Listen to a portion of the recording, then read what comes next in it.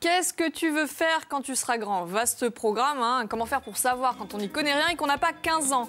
Quelle perspective dans la région la plus pauvre de France? Fonction publique ou secteur privé? Devenir son propre patron, c'est plutôt séduisant.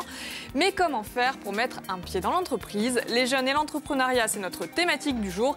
Si vous avez des questions ou si vous souhaitez réagir, n'hésitez pas à nous appeler en direct au 0800 3x0 900. Pour répondre à toutes ces questions, 3 invités. Sylvie Peraldi, bonjour Sylvie. Vous êtes proviseure du LEP Finosé, Ajaccio. À côté de vous, Béatrice Simogne. Bonjour Béatrice. Bonjour Célia. Vous êtes directrice de la communication à EDF. Et enfin, à mes côtés, au plus proche, Serge Santonios, bonjour. Bonjour. Vous êtes président de l'EPA, donc l'association Entreprendre pour Apprendre, également chef d'entreprise et vice-président du MEDEF Corse. Aussi. Enfin, 3 ans, on a un triple casquette. Tout à fait. Mais elles vont toutes servir. Hein. Oui, je sais, c'est un panel complet. Alors, la grande question un peu générale, c'est comment on crée des passerelles entre les jeunes et les professionnels aujourd'hui. Qui veut se lancer? Mais ça tombe bien parce qu'avec EPA, on a trouvé la passerelle et on est là peut-être grâce à vous, et je vous en remercie, pour faire un peu la promotion de ce qu'est EPA et de ce qu'il peut proposer. Vous voulez que je vous parle d'EPA? Allons-y, bah oui, de cette EPA, association. C'est une association qui est née en 1919, je crois, aux États-Unis, donc il y a assez longtemps, qui a été installée en France en 1990 et qui est née en Corse de l'énergie du rectorat de la Fédération du BTP et du MEDEF Corse pour créer enfin EPA en Corse. Et donc EPA Corse, c'est qui est née en 2012, la première mini-entreprise. Et les structures et les statuts ont été déposés en 2014. Voilà. Donc finalement, c'est une fédération qui regroupe plein d'associations il y a des associations sur le territoire. Sur tout le territoire. Il y a 15 EPA au niveau national. Et la Corse était la dernière à ne pas être pourvue de son propre EPA. Et aujourd'hui, on a EPA qui est Entreprendre pour apprendre. Donc Entreprendre pour apprendre Corse, c'est cassé beaucoup d'investissements du MEDEF et des chefs d'entreprise adhérents du MEDEF. Bien évidemment, un partenariat quasi immédiat avec le rectorat qui nous a ouvert les portes, M. Barra dans un premier temps et aujourd'hui M. Lacombe. Et aussi nos amis et partenaires EDF qui ont tout de suite compris la pertinence de l'idée, Orange, le Crédit Agricole, Air France, qui ont été les premiers partenaires d'EPA avec la Fédération du bâtiment. Alors avant de revenir sur les outils mis à disposition d'EPA, on parle beaucoup de l'enjeu finalement de mettre les jeunes dans l'entreprise, en tout cas de faire se confronter les deux mondes, mais on s'aperçoit qu'en pratique, c'est très compliqué. Pourquoi? Parce que, en gros, pourquoi, Sylvie? L'alternance, tout le monde en parle. Et les jeunes, tout le monde en parle, mais je crois qu'il faut aujourd'hui passer des paroles aux actes. Et je crois que là, c'est le chef d'entreprise qui parle. Mais du côté de l'éducation nationale, alors, du côté de l'éducation nationale, il faut savoir quand même que selon le type d'établissement, ces relations-là, pour certains types d'établissements, existent depuis toujours, notamment les lycées professionnels et les lycées qui ont des enseignements technologiques. Donc, l'amélioration qui a été apportée, c'est surtout en termes d'accueil du stagiaire dans l'entreprise et d'avoir un langage commun, des objectifs communs. Là où effectivement le gros du travail et des expériences comme EPA remplissent leur rôle, c'est lorsqu'on a affaire à des élèves qui sont scolarisés en enseignement général, en collège d'une part parce qu'ils sont très jeunes et ne se projettent pas si loin, et en lycée parce qu'ils ont parfois une vision du métier qui est je serai avocat ou médecin, et puis ils ne s'impliquent pas du tout, ils ne se voient pas du tout dans une entreprise. Donc là, c'est un processus beaucoup plus long. Et il est nécessaire effectivement de ne pas être dans la théorie ou dans le discours, je dirais, théorique effectivement, et de les placer dans des situations où ils vont expérimenter certaines choses. Et c'est par cette expérimentation-là, les rencontres qu'ils vont faire, qu'ils vont prendre conscience d'un certain nombre de choses et davantage regarder l'entreprise. Voilà, le problème des stagiaires de 3e, c'est qu'ils arrivent tous en même temps dans la même entreprise et qu'ils sont assez passifs. Et l'objectif, c'est absolument pas ça du stage. Oui, je crois qu'il est prématuré de donner comme objectif au stage de 3e d'avoir une grande connaissance de l'entreprise, parce que d'abord, ils sont en observation, ils ne peuvent pas véritablement manipuler les choses. Ils ne sont pas forcément réceptifs comme je vous le disais, à une vision aussi lointaine. Par contre, l'intérêt quand même, c'est qu'ils peuvent découvrir des métiers qu'ils ignoraient. On est plus dans la sensibilisation et l'information. Et ce que je trouve utile dans ce genre de stage, c'est de discuter avec des adultes qui, eux aussi, ont eu un parcours. Et cet échange intergénérationnel, il est très intéressant.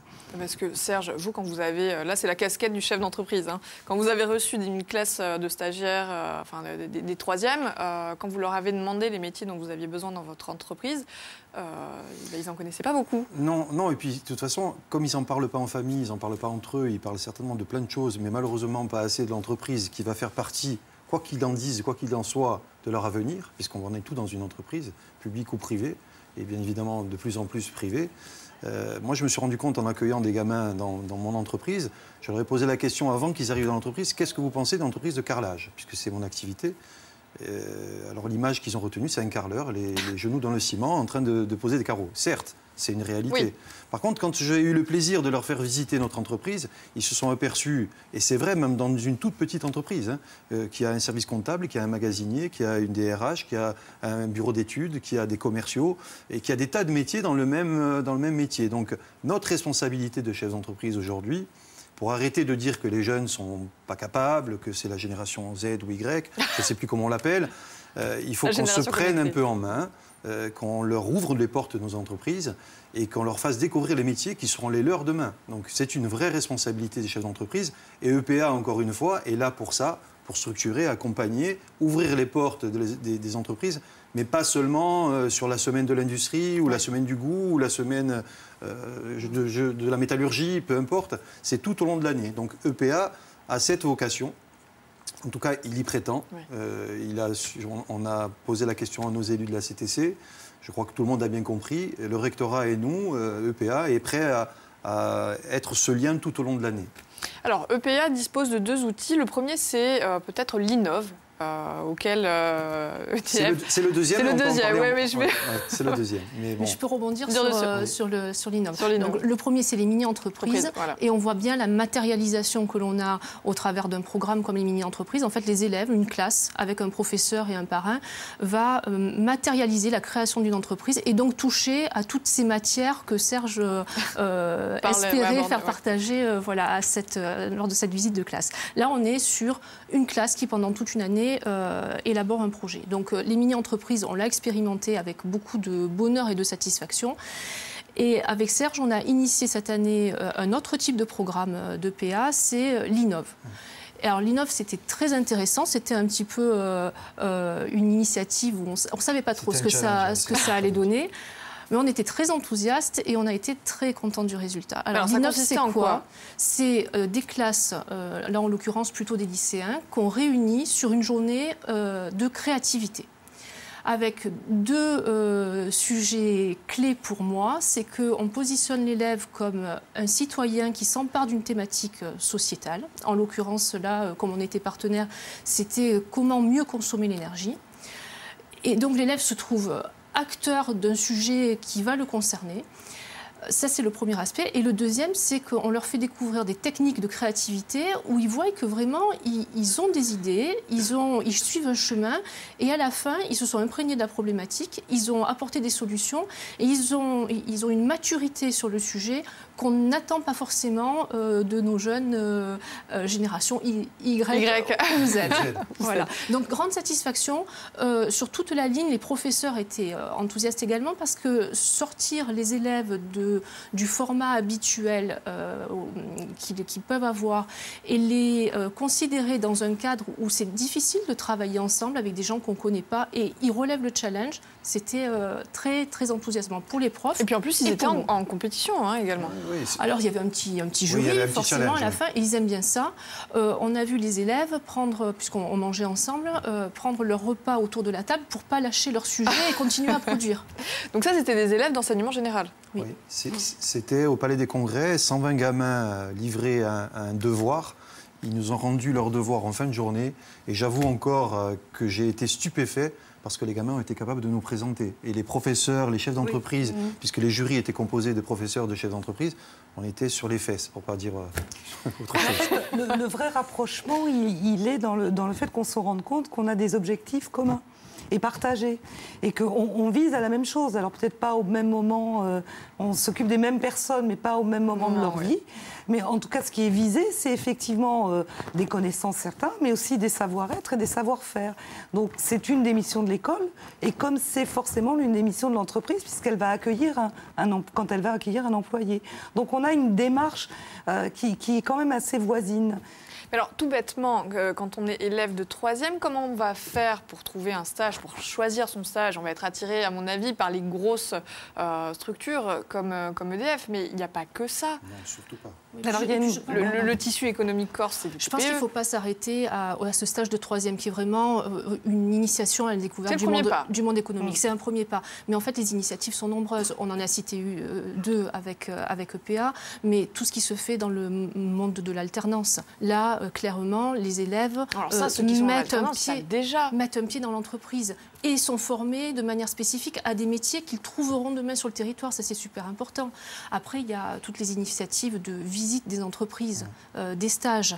Quand vous venez de parler de la fête de la science, quand on a la possibilité de rencontrer le monde économique, le monde associatif sur le territoire, on s'imagine beaucoup mieux les domaines sur lesquels on a envie d'intervenir.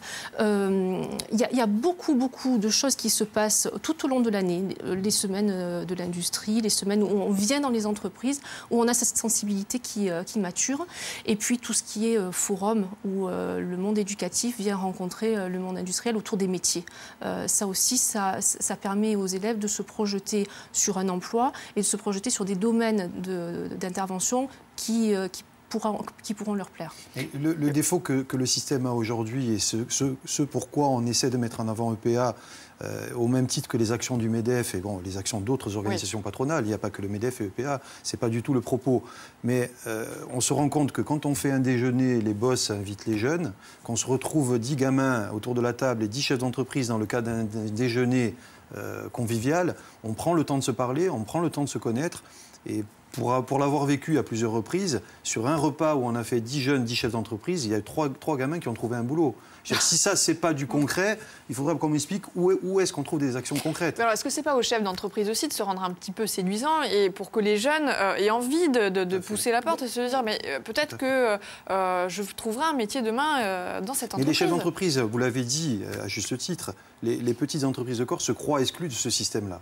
Elle croit que c'est forcément que EDF, pour qui j'ai le plus grand respect, parce qu'ils ont une action sur l'alternance qui est exemplaire, et surtout pour l'alternance de nos jeunes Corses.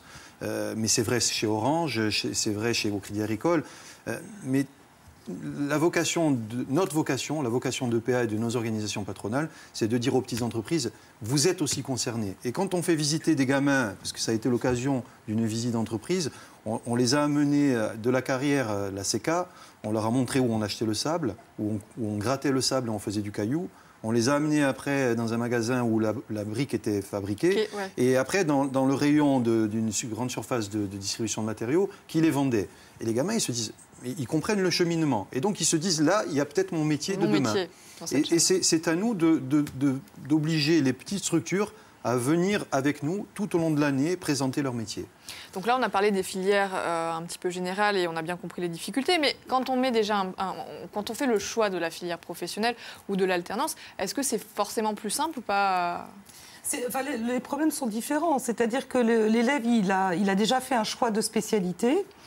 Donc là, le but, l'objectif, c'est que les séquences de formation au milieu professionnel qui sont obligatoires dans le cadre de son diplôme se passe bien, tant pour l'entreprise qui accueille que pour le maître de stage, que pour l'élève qui va devoir valider un certain nombre de choses. Donc là, il y a eu des progrès aussi, parce qu'on s'apercevait par exemple que nous, chacun son jargon technique.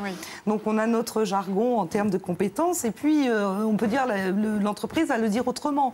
Donc il fallait aussi faire des efforts pour mieux se comprendre et avoir les mêmes mots pour présenter les mêmes choses. Est-ce qu'il n'y a pas un décalage entre les besoins actuels des chefs d'entreprise et le programme éducatif? Est-ce que les besoins ne vont pas plus vite que le programme qui s'adapte?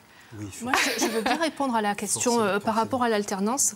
On a localement des filières en alternance qui se sont créées parce qu'on avait un besoin qui n'était pas servi. Et notamment dans les métiers qui nous concernent, on envoyait précédemment des jeunes en alternance sur le continent. et qui revenaient pendant les semaines où ils étaient dans l'entreprise. Ça fait plusieurs années que l'alternance s'est créée dans ces filières-là, et que ce soit du BTS électrotech ou du bac pro, on a localement des filières qui répondent à des besoins spécifiques du territoire. Et je vais un tout petit peu plus loin pour montrer la dynamique du sujet.